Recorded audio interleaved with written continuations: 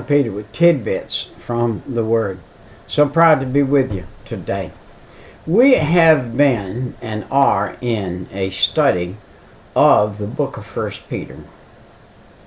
I really do not know how to explain to myself or to you how many excerpts it would take to do the book of 1 Peter. I can give you a summary, and I will right now give you a summary. We have come down to verse 9 in 3 excerpts. We have scanned the surface. It's like scraping the skin just a little bit. We've scanned the surface of 9 verses to give you the full, and me or anybody else, the full meaning of those 9 verses would take multiple hours. And believe it or not, there have been multiple hours of study put in those first 9 verses just to break it down to an hour and a half roughly to scan those 9 verses. I'm going to go back to the beginning of the 5 chapters. I'm going to give you a summary, a little summary of the 5 chapters of the book of Peter. I really can't give you the full page summary. I've got a full page summary here of the book of 1 Peter. A full page of a quick summary. This is called a quick summary. It's a full page. It would take me just to digest this summary on the YouTube to you would take me probably 9 hours. Why do you say that, Brother Peter? Why would it take you 9 hours? Because Peter's book is backed up with references from Genesis chapter 3 to Revelations 22 and the end, 22. And it has everything that he says is backed up somewhere in the Bible. Now, it might surprise you to know that Peter is a peon. Peter is not a high priest. Peter is not a leader of a church. Peter is just a worker in the church. But he is an ardent worker. He is a passionate worker. He is a worker that has given his life to this work. And because he has a book in the Bible. How many people do you know in your church that you think would have a book in the Bible? I would like to believe if God said he's going to make a completely new heaven and new earth one day, I would like to know that my life would be a book in the Bible of that new heaven and that new earth. That the life of this Peter, and my name is Peter, would be a book in a Bible written for that era and that time and that new heaven, that new earth, and probably new generations of people knew everything there. And we who have already experienced this earth and experienced God on this earth and experienced salvation and have experienced eternal life, and we are with God eternally forever, would be some type of used in that new earth for those souls to be able to make a decision that they want to live forever. Human beings were designed not to be like animals. Animals were given let's put it this way, a rhythm. And they are to follow that rhythm through their life. They're not to go too high in that rhythm or too low in that rhythm. They are to follow that rhythm in their life. Where human beings, they fluctuate. They're in a rhythm up here and a rhythm down here and a rhythm here, and they fluctuate. They have a volition, an ability to change their desire, their style, their everything. You watch a cow. You can watch a cow from the day the cow was born, after he's weaned from his mother's titty and starts eating grass. You watch him. He's going to get up every day. He's going to eat. He's going to go and lay down in the shade when it gets too hot, and he's going to get up and he's going to eat some more. He's going to, when he gets old enough to get a udder, he's going to go and they're going to train her to stand still and be milked. And she's going to deliver milk. And she's going to do that same exact thing from the day that she starts until the day she dies. Well, a man and a woman, they're not like that. Humans aren't like that. Humans are diversified. They do something different every day. We do something different every day. And Peter was such a diversified man. He exhorted believers. He was an exhortationist. He exhorted everybody to further what they are, to further their stand, to enter into true suffering. What do you mean, Brother Peter? You're a leader and you're going to suffer? Yes. If you're a leader, you are going to suffer. Something you would like to do. Say, I would like to just sit on the back porch in a rocking chair today and just rock and read and study and just enjoy it. And God says to you, get off your high horse, get yourself in your truck, your car, and go down to the filling station and do some witnessing. And you said, but Lord, I just want to sit in the rocking chair today and rock. And the Lord said, I don't need you sitting in a rocking chair today rocking. I need you doing what you need to do. You need to be in the book, either on the YouTube, you need to be studying, or you need to be out there witnessing. You say, well, that's sacrificing all of my time for you. That's the kind of suffering that Peter's talking about. This is the kind of suffering he's talking about. He's not talking about suffering for sin, because you're so sinful that you have to suffer all the time, can't pay your bills, can't buy enough food to bring in the house, can't get everything going, can't get anything going right, suffering from a sinful life. Now there is a possibility that you're following God all the way, and for God to increase your spiritual muscles, He allows you to suffer some adversity. I watched these, we're working at a college, and I watched these guys come in and said, I said, and what are you going to do here in college? And he said, I'm going to be a football player. I said, I am a football player. Why, the rascal, he wasn't much bigger than me. He wasn't hardly anything. In 5 weeks, I see this same guy, and it looks like he'd been shot with steroids. He's blowed up, he's muscled up. His little old neck that was mine like a 16 is now a 19, a 20. And he's all puffed up. And man, he'd been pushing weights day and night. He'd been running. He'd been putting his body through the trials to make himself something so he could be used in a football game to be the powerhouse.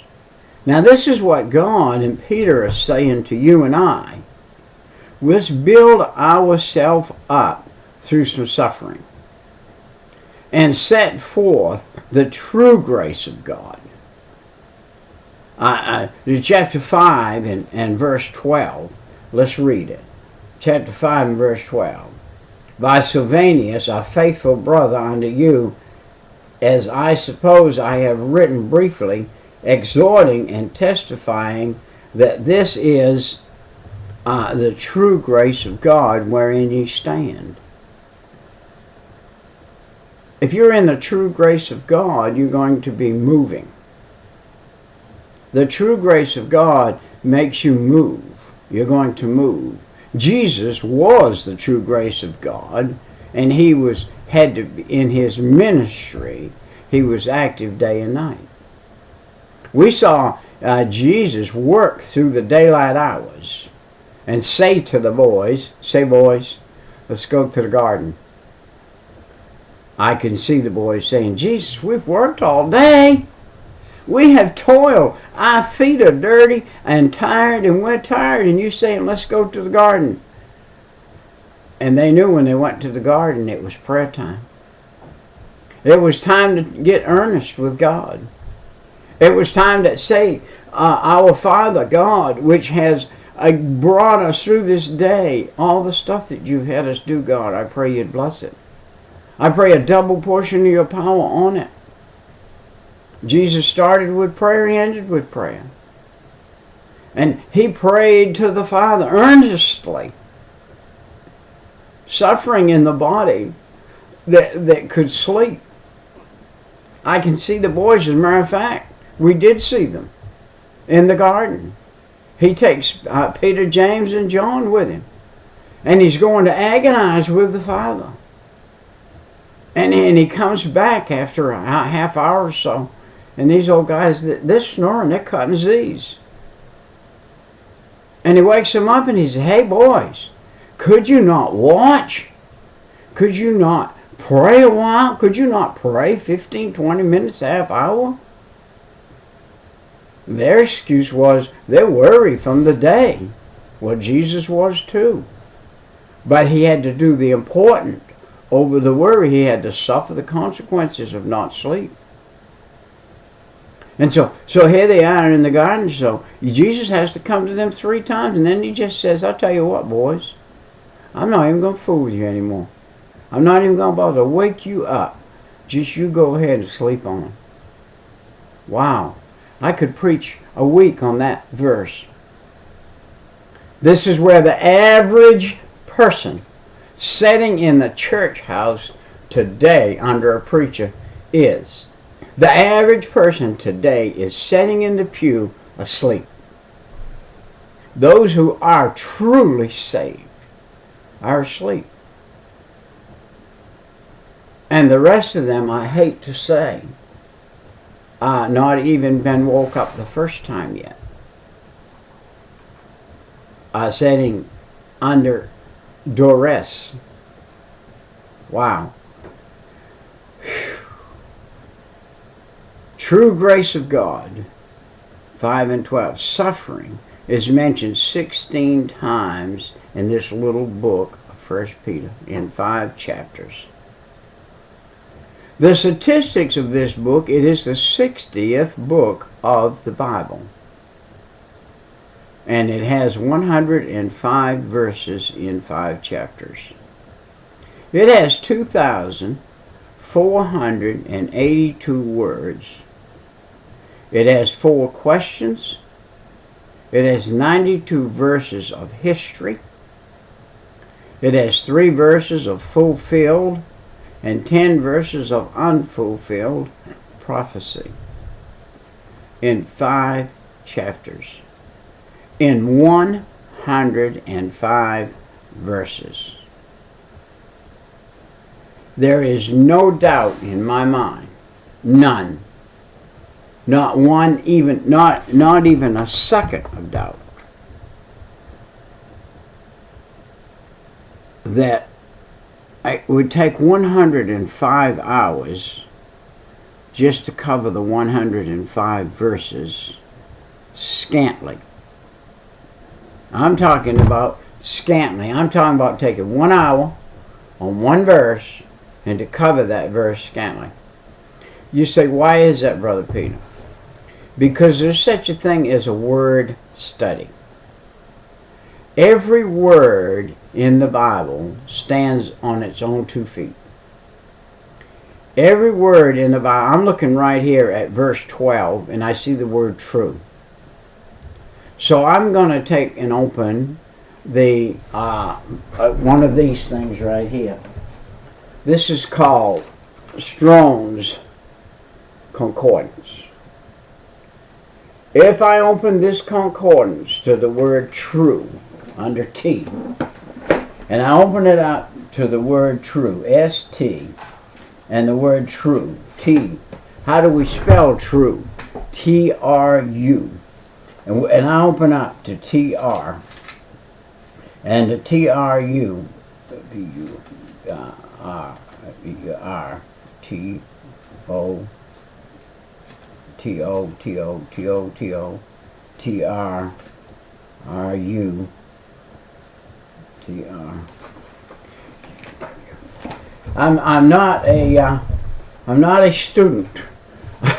I'm not an educated student. I have to use books. Truth. I want to find truth. T-R-U. T-R-O. T-R-U. Truth. Here it is right here. Okay. I found true right here. Can you see this? This is true. In the Bible, this is how many times we are mentioned true in the Bible. We have got over 100 right here, and we've got over here another 70 or 80. So there's probably nearly 200 times the word true is used in the Bible. Now, when Peter says true, and I want to find out how he is saying that true. How are you saying that true, Peter? He's saying it true grace. He was talking about grace. So I go look up the word grace. Well, boy, when I look at the word grace, I find a whole page in that book. 500, 600 times grace in the Bible. And Peter's talking about the true grace. And then he uses the word wherein. Wherein. What does that word mean? Wherein you is this grace. Where in the Bible is this grace? Wherein does this fit in you in this grace? Wherein do you stand? Do you stand in this grace? If you're standing in this grace, how did you get in it? And when you got in it, where do you stand in it? What is your position in this grace? What is the grace of God for your life? Do you know what the grace of God in your life is? Is it soul winning? Is it reading to young people, old people? What is this grace in your life for? The grace in Peter's life was that he could be one of the elect in the church, and that he could be a leader of people and a witness. He was a layman.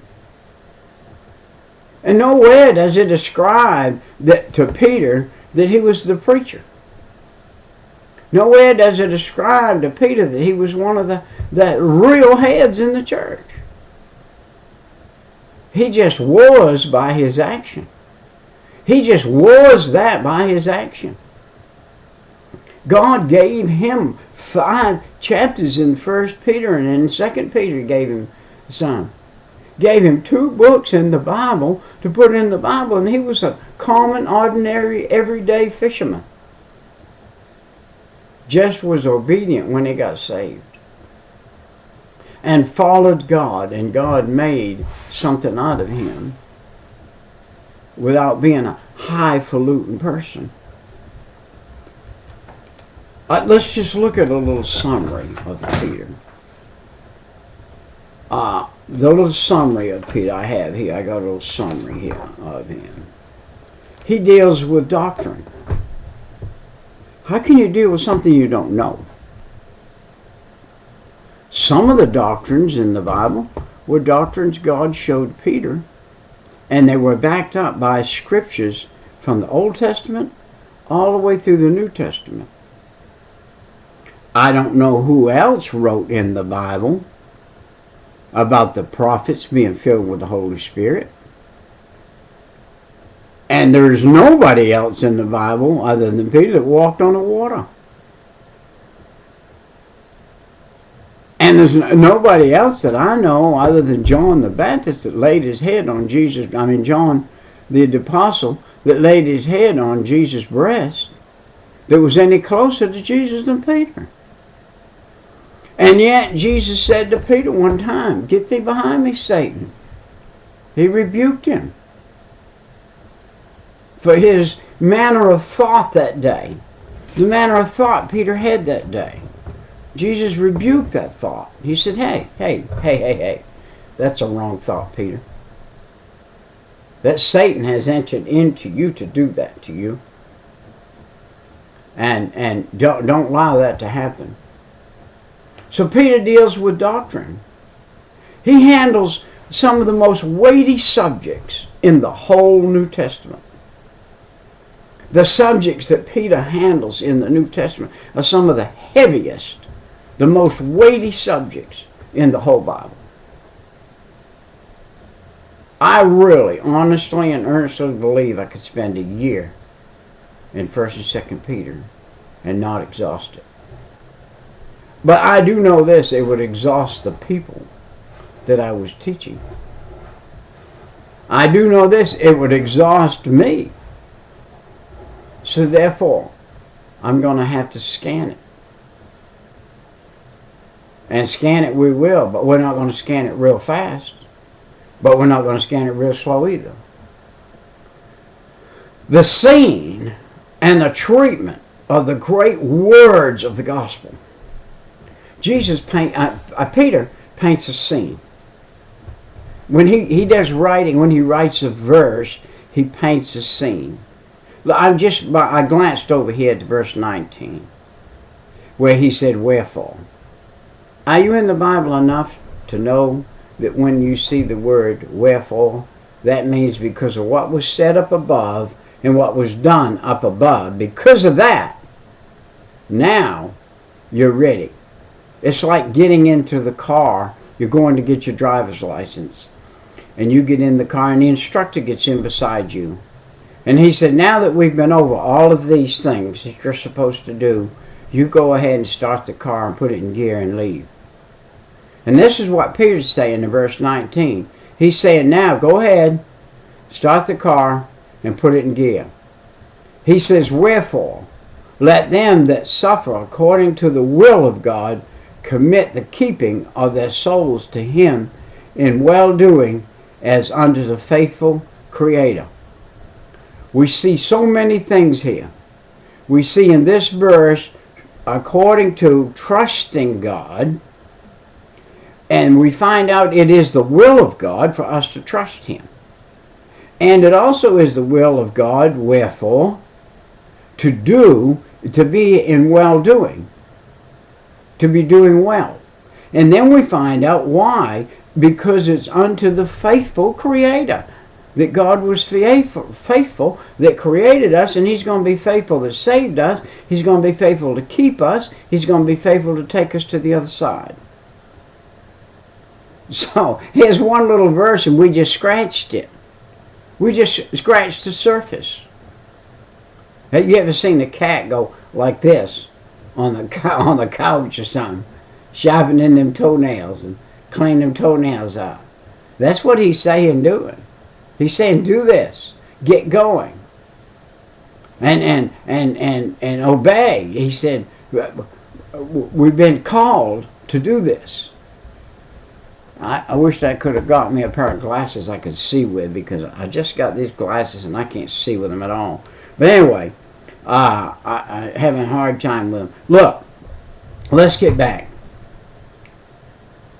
Peter deals with a doctrine. He handles weighty subjects. This is the scene of his treatment of the great words of the gospel. Many of these words are gathered together at the outset. Look. Let's go back to chapter 1 and verse 2. Chapter 1 and verse 2. Let's take a look. 1 and 2. Elect. Man, to study the word elect, you'd have to take a day. According to the foreknowledge, oh my goodness. Weighty subjects. The foreknowledge of God. Weighty subjects. The Father. Weighty subject. God and the Father.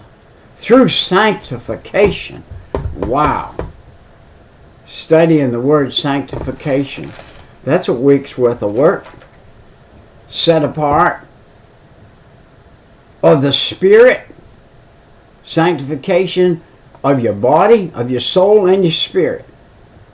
All at one time. Yet it's a working process. Daily. Unto obedience.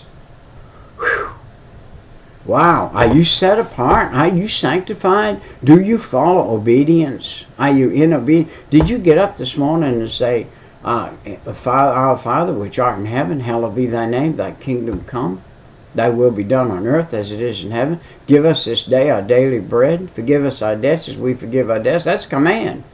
A daily prayer every morning. Matthew 6 and 9. That's our obedience. By the sprinkling of blood. That's the picture in the Old Testament that the saints, the Old Testament prophets were covered by the sprinkling of the blood of an animal on the altar. It was to bring the Spirit to them that God wanted them to have, to use, which is a work. It was a hard work. God took that work out of it for you and I. Jesus took all of that pain and all that work on him on the day that he said, it is finished on the cross. The grace unto you and peace be multiplied. He says, grace unto you and peace be multiplied. Hey, that one verse is hours and hours worth of preaching and studying and breaking down all of those words into what it is. The foreknowledge, the sanctification, the obedience, the blood, the Trinity, Father, Son, and Holy Ghost, the three in one. He used some of the words several times. He added to these words salvation. Peter brought to you and I this word salvation in such a manner as it opened it up so that you and I can use it in everyday terminology and say to somebody, sir, have you been saved? Do you know if you died right now you would go to hell? What do you mean if I've been saved? He said, I fell in the water one time and a man came by or stuck a pole out and saved me. Yeah, I've been saved one time. No, have you spiritually been saved and secured your soul for heaven forever? Peter crosses this bridge. We must cross bridges in this little book of Peter. He conjugates words, he mixes words, and he puts them together and he makes them come out into the best pie you could possibly eat. And he mixes 5 times, he uses the word glory. And he mixes that word glory, and he uses 16 times he mixes the word glory with other things in this 5 little chapters. In this 105 verses, 2,482 words, he mixes it.